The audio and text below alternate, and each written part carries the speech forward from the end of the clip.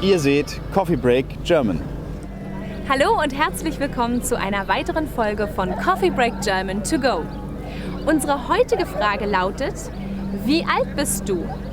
Oder wie alt sind Sie? Ich wiederhole. Wie alt bist du? Oder wie alt sind Sie?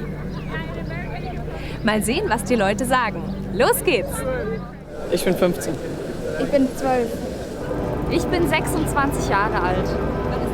Ich bin 18 Jahre alt. Ich bin auch 18 Jahre alt. Ich bin 12 Jahre alt.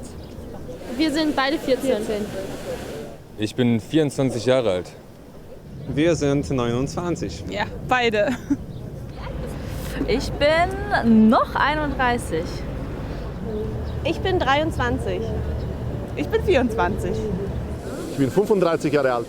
Ich bin 21 Jahre alt. Ich bin ein bisschen älter, 26 Jahre alt. Sehr gut. Nochmal zurück zu den Antworten. Ich bin 15. Ich bin 12.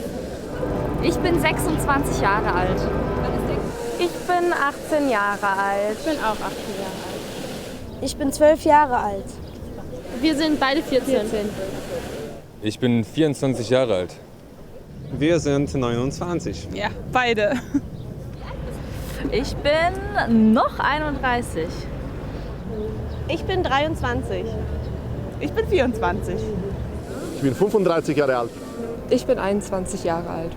Ich bin ein bisschen älter, 26 Jahre alt. Super. Und jetzt habe ich eine Frage für dich. Wie alt bist du?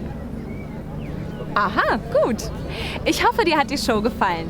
Wir sind bald wieder da mit noch mehr Coffee Break German to go. Bis bald!